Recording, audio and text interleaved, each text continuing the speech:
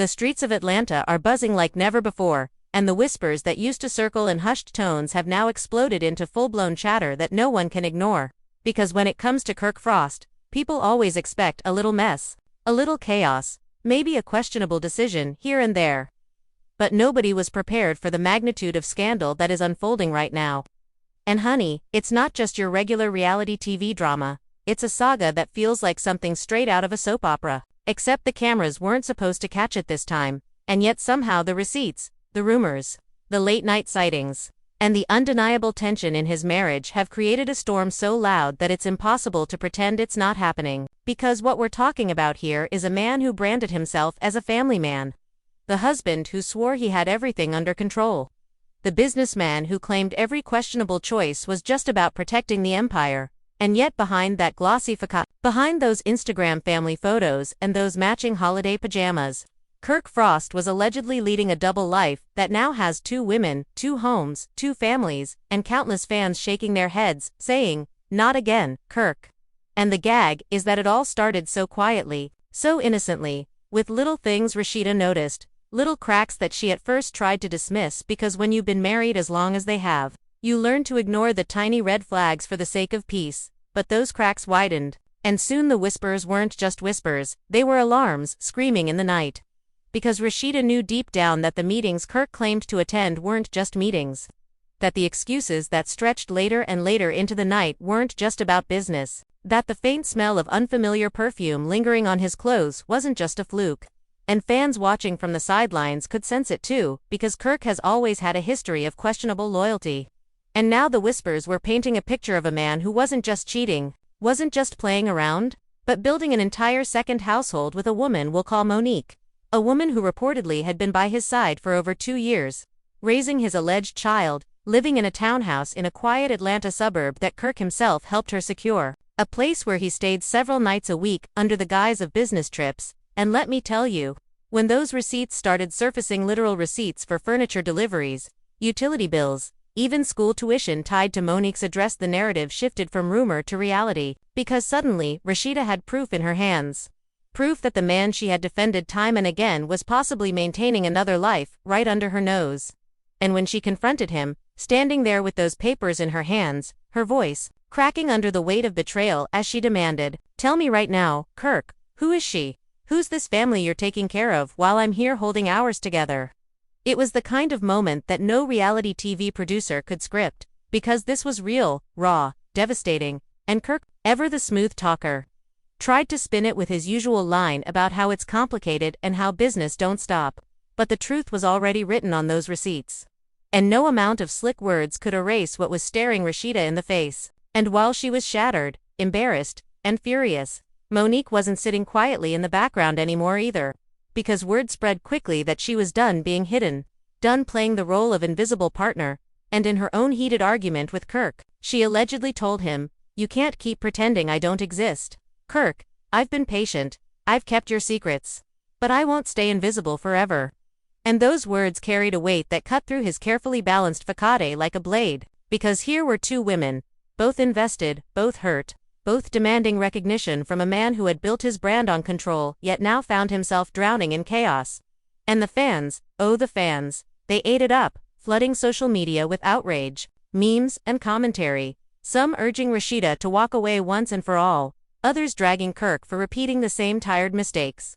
And bloggers dissected every move, every cryptic Instagram post, every awkward public appearance, trying to piece together what was really going on behind those Frost family doors. And inside that house, insiders say, the tension was unbearable, the arguments explosive. With voices raised late into the night, friends caught in the crossfire, some siding with Rashida, others trying to play neutral. But nobody able to deny that the glossy picture of unity had shattered, leaving only shards of mistrust and disappointment.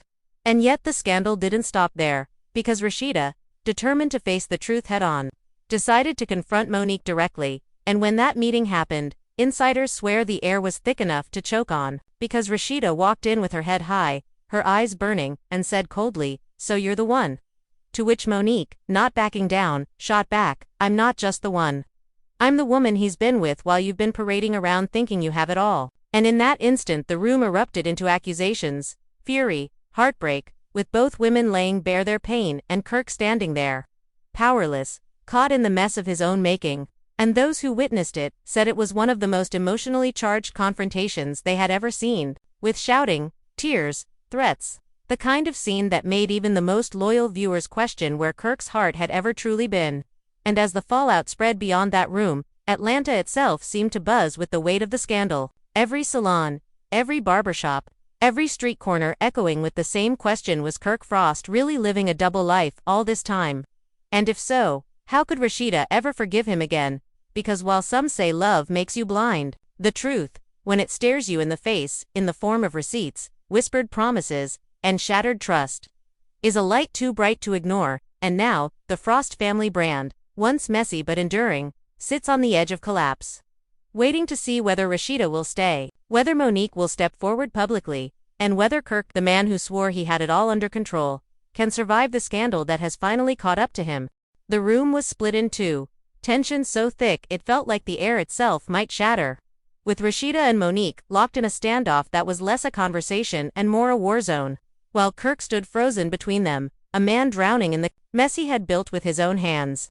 Monique's voice cut sharp through the silence, rising with the weight of years of frustration, her words spilling out like fire. He told me you two were over, that your marriage was just business, just a front.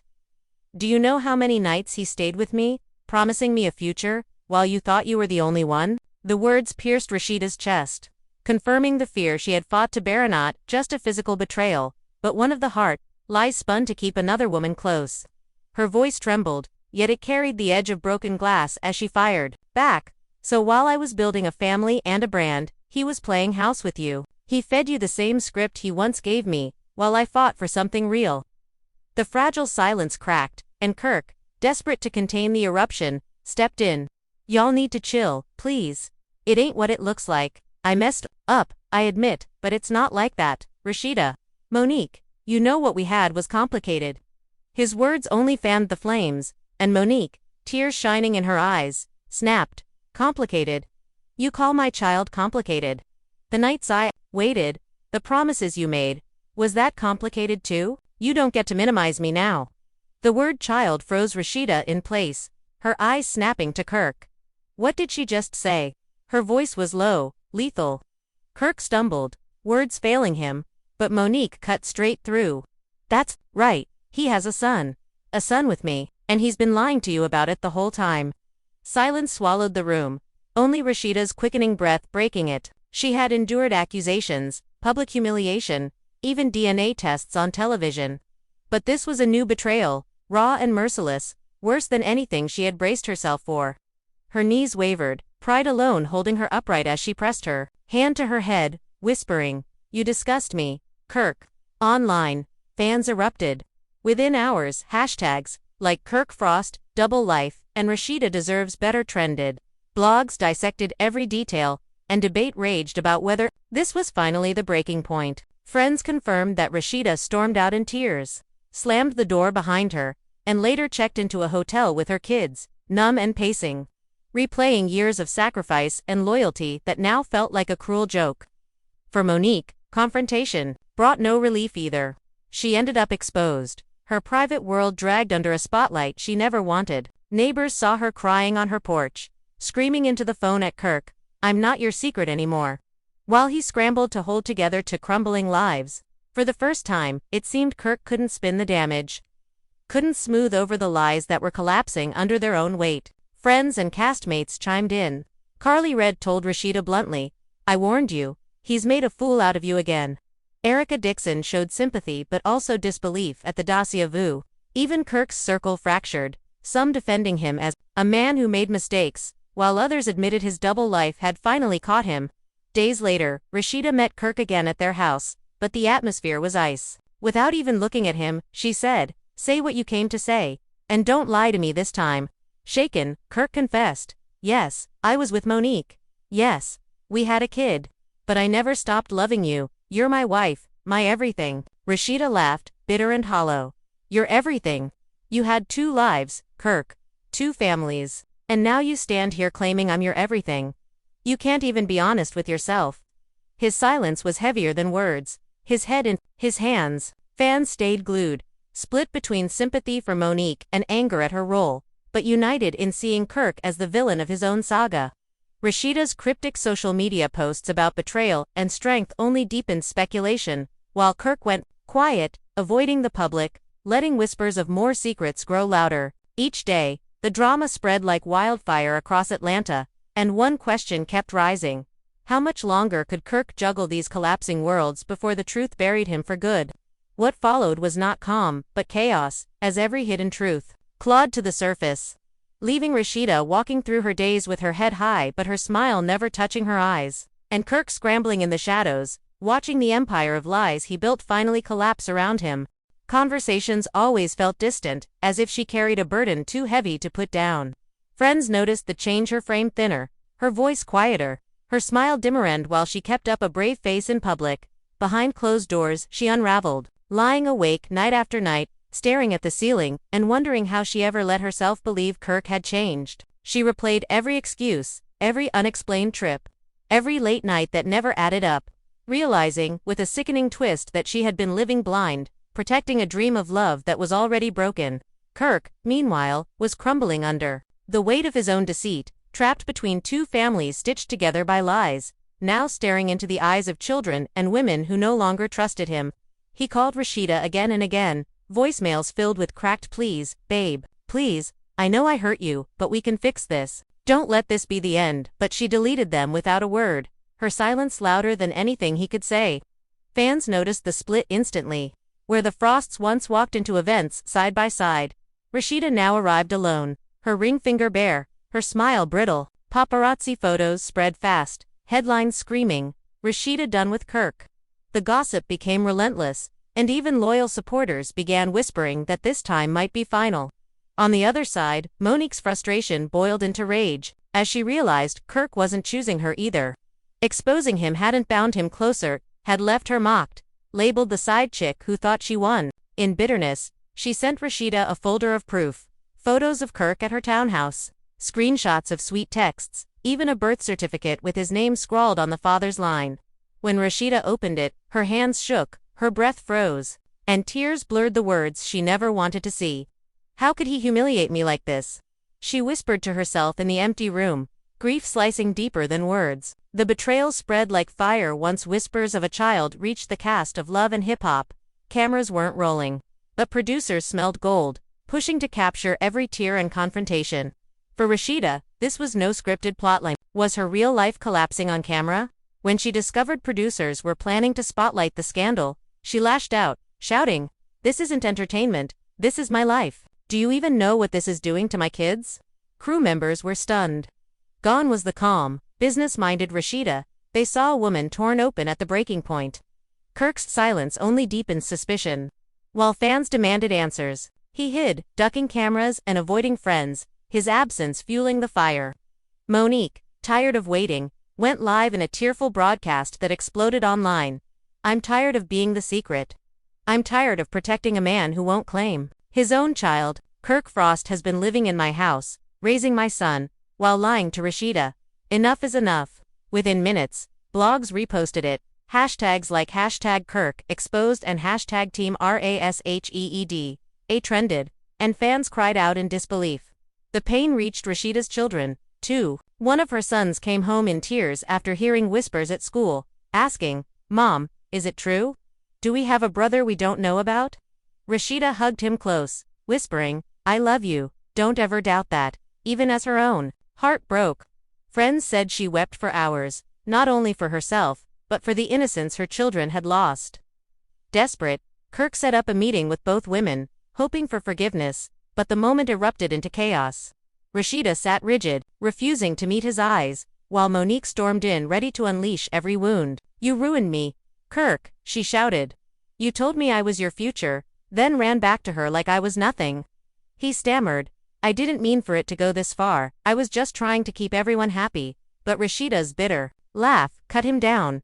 "Keep everyone happy? You destroyed everyone. Me, her, our kids. Does that make you feel like a man?" Witnesses said the shouting rattled the walls, security stepping in before the fight turned physical. Gossip sites ran wild with headlines like "Two women, one disaster and Rashida finally done." The drama was irresistible to viewers, but for Rashida it was her world crumbling in real time. In the wreckage, she began to reclaim her strength, journaling her pain, leaning on close friends, focusing on her children and her business. She ignored Kirk's calls, refusing to let him drag her back into the storm. Friends said she was healing, hurting but not broken. Fans flooded her pages with love, hailing her a queen for standing tall through the chaos. Kirk, meanwhile, was left alone, his reputation in ruins, his double life carved into public memory. Yet the scandal refused to die, each week birthing new rumors, new wounds, new twists. And while Rashida fought to rise above it, the world kept watching, waiting to see if she would finally cut ties for good or if Kirk would find one last way to drag her back into the storm. He created manipulation. The betrayal was not just about Carly Red, though that alone would have been enough to break her. It was about the sheer audacity of Jock to once again gamble with her trust, her dignity, and her sanity as if her loyalty were disposable. The leaked wedding photos had done more than expose a scandal. They had pulled the curtains back on Jock's double life, a life he had been building in secret while still occupying space in Kendra's world. To Kendra, the image of Jock standing beside Carly in what looked like the most intimate of ceremonies was not just humiliating, it was a declaration that her love had never been enough. And what stung worse was how he had allowed the world to see her pain unfold in real time. The photos spread like wildfire, dominating gossip blogs, entertainment channels, and every social media feed. Kendra had not even been given the chance to process privately before being forced to defend her heart in the court of public opinion. As the storm gained momentum, Kendra withdrew from the world. Friends said she stopped answering her phone, stopped showing up for events, and even stopped posting on social media, where she had always been vocal about love, empowerment, and authenticity. To her, silence was safer than risking her words being twisted by blogs hungry for clickbait. Behind closed doors, though the silence was anything but peaceful, those closest to her described her as a woman in free fall, cycling through waves of rage, grief, disbelief, and a chilling kind of calm that worried them most. For someone like Kendra, who had always been known for her composure and grace under pressure, this unraveling was not just unusual, it was frightening. Jock's betrayal had struck deeper than a public scandal. It had shaken her very sense of identity. Who was she, if not the woman Jock had claimed to adore? Who was she, if her judgment had failed so completely that she had invested her life in a man capable of such deceit? These questions echoed endlessly in her mind, making sleep impossible and peace a distant dream. Meanwhile, Jock and Carly seemed to thrive in the chaos. Rather than retreat from the headlines, they leaned into them. Posting, cryptic messages that only added fuel to the fire. Jock wrote that sometimes a man has to follow his heart, no matter how messy the road, while Carly shared pictures of roses with captions about new beginnings. These posts did not go unnoticed. Fans immediately speculated that the two were confirming the wedding rumors, even if they refused to outright admit it. To Kendra, each post was another stab in the back, another reminder that the man she once thought she knew had chosen to flaunt his betrayal rather than show an ounce of remorse. If Jock's goal had been to humiliate her, he was succeeding beyond measure. But if he had hoped she would stay silent forever, he had gravely miscalculated. After weeks of hiding, Kendra finally resurfaced, but not in the way anyone expected. Instead of granting interviews or making tearful confessions, she arrived at a charity gala dressed head to toe in a shimmering gown that turned every head in the room. Cameras flashed, reporters shouted questions, but Kendra simply walked with poise, her chin high, her silence louder than any statement she could have made. Insiders whispered that this was her calculated move to take back control of the narrative, to remind the world that she was more than Jock's scorned lover. Still, behind the facade of elegance, there was an unmistakable fire in her eyes. A quiet warning that she was far from finished with this battle. For Kendra, survival was no longer the goal. Revenge was. Rumors began swirling that Kendra was preparing to unleash receipts, text messages, voicemails, and even financial documents that would expose Jock not only as a cheater but as a manipulator, who had lied to multiple women while promising each of them exclusivity. According to one source, Kendra had enough evidence to destroy Jock's reputation entirely, leaving him with no choice but to face the reality of the man he had become. The thought of Kendra stepping into the spotlight with irrefutable proof sent shivers through Jock's inner circle, who scrambled to contain the fallout before it even began. Yet no one could deny the poetic justice of the situation.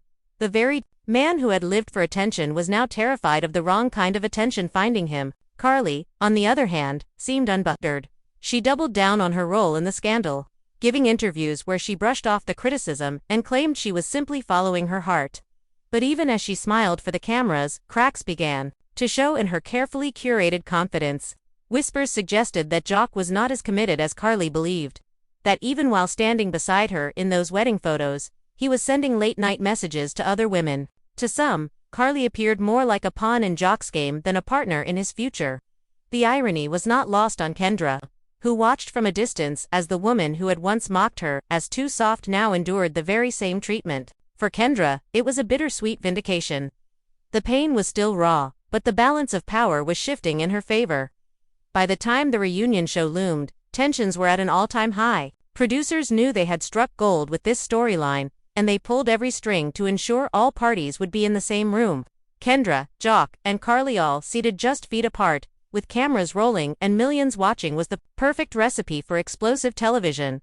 And explode it did. Kendra wasted no time confronting Jock, her voice steady but cutting as she demanded answers he had no ability to give. Jock stumbled through excuses, claiming the wedding had been a joke, a prank, and finally misunderstood, but Kendra met each lie with receipts that left him speechless. Carly tried to interject, but the audience quickly turned against her, booing when she attempted to paint herself as a victim. The reunion became less about love and more about accountability, with Kendra emerging as the undeniable force of truth in a sea of deception. In the aftermath, the dust did not settle quickly. Jock's brand took a significant hit, with endorsement deals falling through and fans questioning his credibility. Carly, though resilient, found her reputation further tarnished as critics accused her of being complicit in Jock's deception. Kendra, however, rose from the ashes like a phoenix. She began receiving offers for book deals, speaking engagements, and even her own spin-off show, all centered on her journey from heartbreak to empowerment. The very scandal that had threatened to break her ended up being the catalyst for her reinvention. For Kendra, it was no longer about Jock, Carly, or even the betrayal itself. It was about reclaiming her voice, her power, and her future.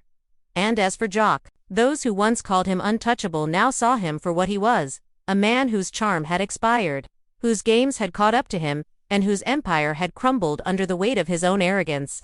His greatest mistake was not just betraying Kendra, it was underestimating her.